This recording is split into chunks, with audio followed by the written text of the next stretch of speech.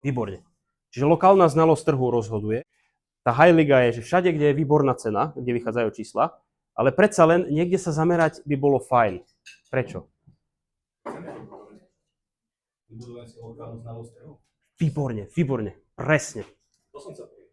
Že keď ste lokálne znali trhu, to dobre to bola akože úsmevná vec, jak sa mi podarilo kúpiť jeden byt od suseda, bolo tak, že ten byt nešiel ani na trh, on ten typek do skupiny, ktorú máme vlastne v bytovke, zazdielal, že budem sa sťahovať, predávam byt.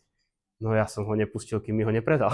Za výborných cien, hej, akože dobre, pinkali sme sa asi 3 mesiace, to vám potom v kroku číslo 4 na budúce poviem, že jak sa s tým dá psychologicky pracovať.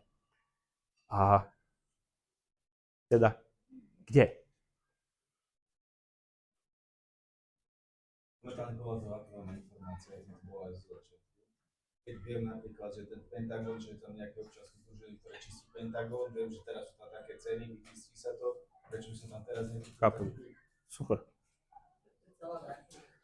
To isté ako napríklad so Žilinou a Martinom, keď jedna časť keď Bratislavy vyrastla, tak automaticky môže sa to Výborne. Čiže lokálna znalosť trhu rozhoduje.